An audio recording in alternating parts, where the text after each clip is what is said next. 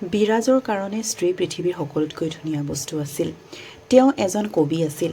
তেওঁৰ কবিতাবোৰত স্ত্ৰীৰ ৰূপ আৰু যৌৱনৰ প্ৰশংসাই মূল আকৰ্ষণৰ কেন্দ্ৰ আছিল।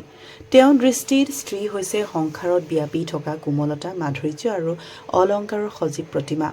মুখত স্ত্ৰীৰ কথা ওলালেই তেওঁৰ চকু জিলিকি উঠিছিল, কাণ থিয় হৈ পৰিছিল, যেন কোনোবা এজন ৰসিকেই গানৰ শব্দ শুনা পালে। যেতিয়াৰ পৰা তেওঁ বুজি উঠা হ'ল, তেওঁৰ মনত সেইজনী সুন্দৰী কল্পনা কৰিব আৰম্ভ কৰিলে, যিগৰাকী তেওঁৰ হৃদয়ত ৰাণী হ'ব।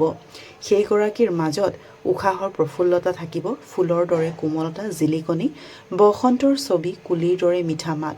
মুঠতে কবিতাৰ শব্দৰে বিভূষিত কৰিব পৰাকৈ হ'ব তেওঁ। বিৰাজ সেই কল্পনাৰ মূৰ্তিৰ উপাসক আছিল। কবিতাত তাইৰ গুণ গাই, বন্ধুৰ সৈতে চৰ্চা কৰে, সদায় তাইৰ ভাৱনাত মগ্ন থাকে। সেইদিন ওচৰ চাপিল যেতিয়া তেওঁৰ আশাবোৰে সেউজীয়া পাতৰ দৰে লৰিব। তেওঁৰ মনোকামনা পূৰণ হ'ব। কলেজৰ অন্তিমটো পৰীক্ষা শেষ হৈছিল আৰু বিয়াৰ বাবে প্ৰস্তাৱ আহিব ধৰিলে। বিয়া ঠিক হ'ল। বিৰাজে কইনাক চাব বিচাৰিলে। কিন্তু যেতিয়া তেওঁৰ মোমায়েকে বিশ্বাস দিলে যে ছোৱালী বহুত ৰূপৱতী, মই নিজ চকুৰেই দেখিছোঁ, তেতিয়া বিৰাজ মান্তি হ'ল। উলহ মালহেৰে বিয়াৰ বাবে দৰা উপস্থিত হ'ল আৰু শুভ লগন আৰম্ভ হ'ল। কইনা আভূষণেৰে সৈতে ৰভাতলিলৈ আহিলে আৰু তেতিয়া বিৰাজৰ চকু তাইৰ ভৰি হাতত পৰিল।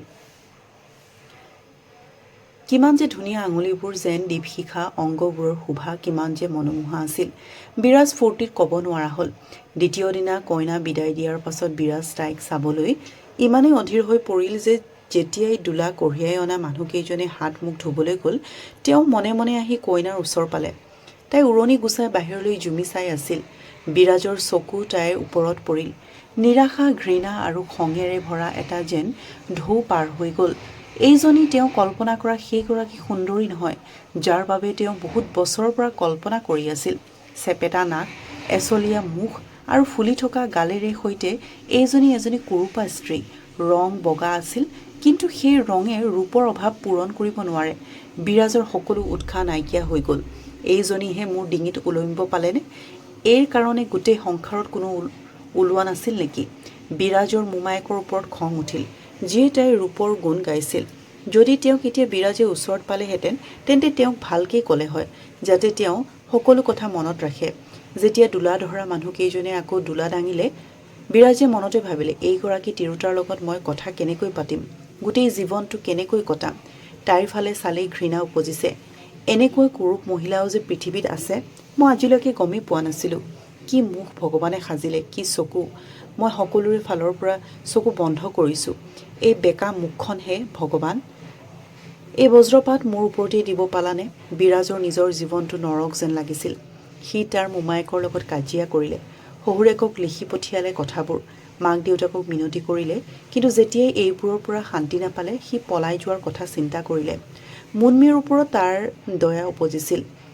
সি ভাবিছিল যে এইবোৰত তাইৰ কোনো দুখ নাই। তাইতো জোৰ কৰি মোৰ লগত বিয়া হোৱা নাই।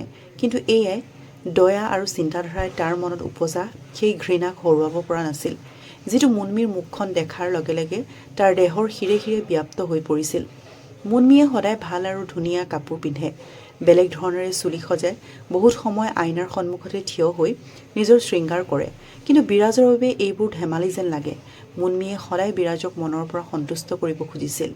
তাৰ কাম কৰিবলৈ অজুহাত উলিয়াইছিল, কিন্তু বিৰাজ তাইৰ পৰা পলাই ফুৰিছিল। যদি কেনেবাকৈ তাইক দেখি পায়, এনেকুৱাকৈ ঠাট্টা কৰি কথা কয় যে তাই কান্দি তাৰ পৰা আঁতৰি আহে। সকলোতকৈ বেয়া কথা এইটো যে বিৰাজ বেয়াৰ ফালে ঢাল খালে। সি যে বিয়া পতা হয়, এইটো সি পাহৰিব খুজিলে। মুনমীয়ে আজিকালি বিৰাজক দেখিয়েই নোপোৱা হ'ল। তাই তাৰ মাতষাৰ বাহিৰৰ পৰাই শুনে। তাই তাক লুকাই চাই দেখে যে সি লগৰ বন্ধুৰ লগত কান্ধত হাত থৈ ফুৰিবলৈ ওলাই গৈছে, আৰু তাই হতাশ হৈ বহি পৰে। এদিন ভাত খাই থাকোঁতে তাই ক'লে, আজিকালিতো তোমাক দেখিবলৈ নাপাওঁ, মোৰ কাৰণে এতিয়া ঘৰ এৰি দিবা নেকি?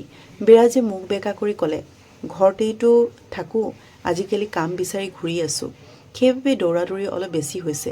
মুনমী, মোৰ চেহেৰাটো কোনোবা এজন ডাক্তৰক দেখুৱাই কিয় নিদিয়া?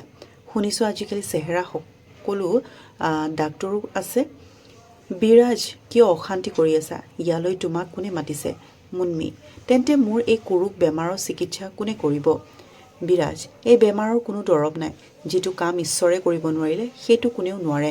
মুন্মি: তেন্তে তুমিয়েই ভাবাচোন, ঈশ্বৰৰ ভুলৰ শাস্তি তুমি মোক কিয় দিয়া নাইনে? সংসাৰত এনেকুৱা কোনজন পুৰুষ আছে যিয়ে ধুনীয়া চেহেৰা বেয়া পায়? কিন্তু তুমি কেতিয়াবা কুৰূপ হোৱাৰ বাবে পুৰুষ এজনক বিয়া নকৰোৱাকৈ থকা দেখিছা? এইদৰে ৰূপহীন ছোৱালীবোৰো মাক দেউতাকৰ ঘৰত বিয়া নোহোৱাকৈ পৰি নাথাকে। যেনে তেনে তেওঁলোকৰো বিয়া হৈ যায়। হয়তো তেওঁলোকৰ স্বামীয়ে তেওঁৰ উপহাৰত প্ৰাণ নিদিয়ে, কিন্তু গাখীৰত পৰা মাখি বুলি নাভাবে। বিৰাজ: কিয় মিছাতে লাগি আছা? মইতো তোমাৰ লগত কাজিয়া কৰা নাই। মনটোক মই বুজাব নোৱাৰোঁ আৰু তোমাৰ কথাই ইয়াৰ ওপৰত কোনো প্ৰভাৱো নেপেলায়। মইতো তোমাক একো নকওঁ, তেন্তে তুমি মোৰ লগত কিয় কাজিয়া কৰিব বিচাৰা? মুন্মীয়ে কথাবোৰ শুনি তাৰ পৰা গুচি আহিলে। তাই ভাবি ল'লে যে বিৰাজৰ মনত তাইৰ প্ৰতি থকা কঠোৰতা চিৰদিনৰ বাবে ঠাই ল'লে। কিছুদিনৰ বাবে বিৰাজ নাইকিয়া হৈ পৰে। ইফালে মুন্মী চিন্তা আৰু হতাশাত ভুগি অসুস্থ হৈ পৰিল। কিন্তু বিৰাজ পাহৰিও তাইক চাবলৈ নাহে। তাইৰ চোৱা চিতা কৰাটো দূৰৰে কথা, ইমানেই নহয়, সি মনতে ভাবে যদি তাই মৰি যায় তেন্তে পিছা এৰিব, তাৰ পাছত নিজৰ পচন্দত বিয়া কৰাব। এতিয়া বিৰাজে বেছি কৰিবই ল'লে। আগতে বিৰাজে ভাবিছিল যে তাৰ সকলো কামতেই নজৰ ৰাখিবলৈ কোনোবা আছে, কিন্তু এতিয়া তাৰ সেই চিন্তাও নোহোৱা হ'ল। সি কাম বাসনাত এনেদৰেই লিপ্ত হৈ পৰিল যে তাৰ অধিক সময় বদনাম গলিৰ কোঠালিতে পাৰ হ'বলৈ ধৰিলে। কিন্তু এনে উপভোগত মাত্ৰ ধনৰে ক্ষতি নহয়, তাতকৈ বেছি শক্তি আৰু বুদ্ধিৰ ক্ষতি হয়।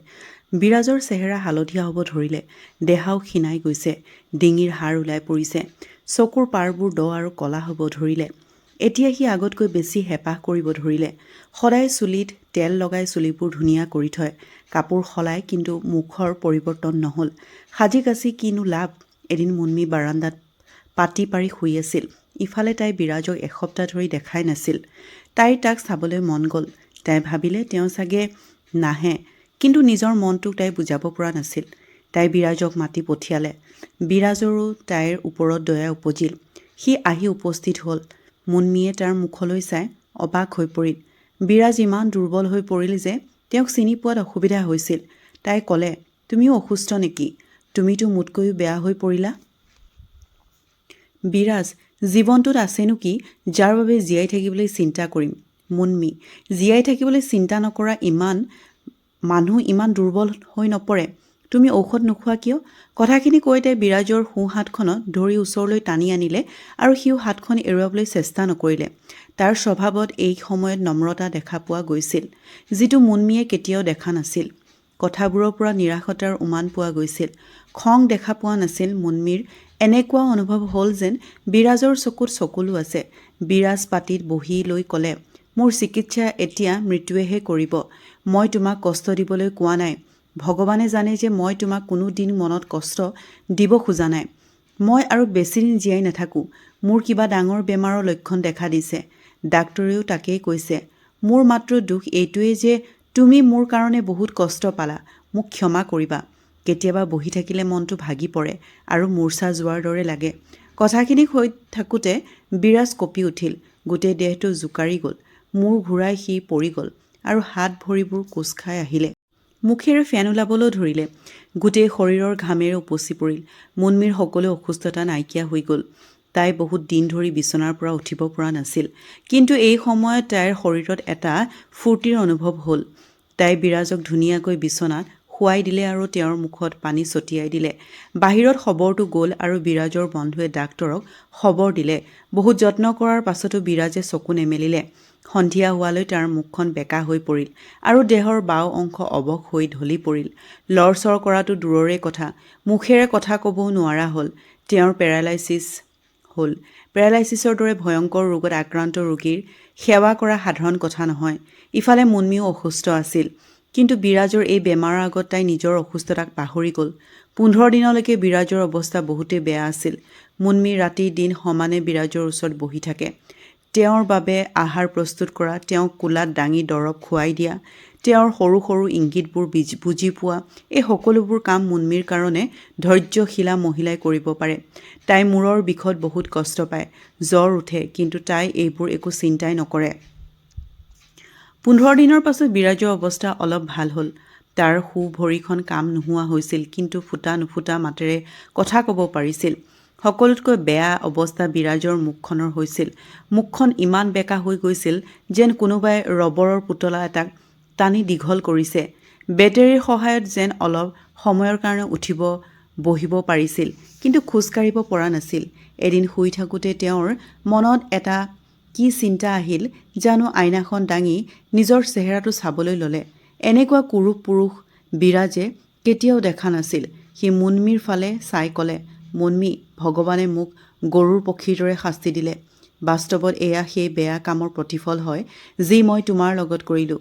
যদি এতিয়া তুমি মোৰ মুখখন চাই ঘৃণা নাক কোচোৱা, তেন্তে মোৰ কোনো আপত্তি নাই। মই বিচাৰোঁ তুমি মোৰ লগত মই কৰা সেই দুৰ্ব্যৱহাৰৰ প্ৰতিশোধ লোৱা, যি মই তোমাৰ লগত কৰিছিলোঁ। মুনমীয়ে বিৰাজৰ ফালে মৰমেৰে চাই ক'লে, মইতো তোমাক এতিয়াও সেই আগৰ দৃষ্টিৰে চাওঁ। মইতো তোমাৰ মাজত কোনো পাৰ্থক্য দেখা নাপাওঁ। বিৰাজ, ৱাহ, বান্দৰৰ দৰে মুখ হৈ গ'ল, আৰু তুমি কৈছা একো সলনিয়ে হোৱা নাই। মইতো আৰু কেতিয়াও বাহিৰলৈ নোলাওঁ। ভগৱানে মোক সঁচাকৈ শাস্তি দিলে। বহুত যত্ন কৰাৰ পাছতো তাৰ মুখখন বেঁকা হৈয়ে থাকিল। মুখখনৰ বাওঁফালটো ইমানেই বেঁকা হৈ গ'ল যে দেখিলেই ভয় লগা হৈ পৰিল। কিন্তু ভৰি হাতত ইমানটা জোৰ আহিল যে খোজকাঢ়ি ঘূৰি ফুৰিব পাৰে। মুনমীয়ে স্বামীৰ বেমাৰৰ বাবে দেৱী মাৰ ওচৰত প্ৰাৰ্থনা কৰিছিল, আৰু আজি সেই গৰাকী দেৱীৰ পূজা। ওচৰ চুবুৰীয়া তিৰোতাবোৰ সাজি কাচি আহি উপস্থিত হ'ল। গান বাজানা হৈ আছিল। এগৰাকীয়ে মুনমীক সুধিলে, এতিয়া চাগে তোমাৰ তেওঁৰ মুখখন চাবলৈ একেবাৰে মনেই নালাগে। মুনমীয়ে গভীৰভাৱে উত্তৰ দিলে, মইতো আগতকৈ বেছিহে ভাল দেখিছোঁ। হ'ব দিয়া, কথা লুকুৱাব নালাগে। নহয় বাইদেউ, মই সঁচাকৈ কৈছোঁ, তেওঁৰ ৰূপৰ সলনি মই তেওঁৰ আত্মা পালোঁ, যিটো ৰূপতকৈ বহুত বেছি মূল্যৱান। বিৰাজ ৰুমত বহি আছিল বন্ধু কেইজনমানৰ লগত। তেওঁলোকে তাচপাত খেলি আছিল।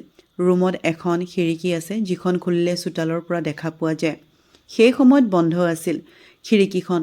লগৰ এজনে মনে মনে খিৰিকীখন খুলি দিলে। তেওঁ আইনাত বাহিৰলৈ চাই বিৰাজক ক'লে, আজিতো তোমাৰ ঘৰত পৰীৰ আগমন হৈছে। বিৰাজ, বন্ধ কৰি দিয়া। আৰে ভাই, চোৱাচোন কিমান ধুনীয়া ধুনীয়া চেহেৰা। তোমাৰ ইয়াৰ ভিতৰত কোনজনী ভাল লাগিছে? বিৰাজে চাই ক'লে যে মোৰতো সেইজনীয়ে ভাল লাগিছে যিয়ে থালত ফুলবোৰ সজাই আছে। ৱাহ, তোমাৰ দৃষ্টি মানিবলগীয়া। তোমাৰ চেহেৰাৰ লগতে দৃষ্টিও বেয়া হ'ল নেকি? মোৰতো সেইজনী সকলোতকৈ কুৎসিত লাগিছে। বিৰাজ, তুমি তাইৰ চেহেৰা চাইছা, এইকাৰণেই চাগে তুমি তাইক বেয়া দেখিছা, কিন্তু মই তাইৰ মনটো আৰু আত্মাক দেখা পাইছোঁ। অঁ, তাৰমানে এইগৰাকীয়ে মিছেছ বিৰাজ। হয়, এইগৰাকীয়ে সেই দেৱী হয়। বন্ধু বান্ধৱীসকল, কাহিনীটো শুনি কেনেকুৱা পালে কমেণ্ট কৰি জনাব, আৰু ভাল লাগিলে লাইক এটা কৰি দিব, আৰু চেনেলটো ছাবস্ক্ৰাইব কৰি দিব। আজিলৈ আহোঁ, ধন্যবাদ।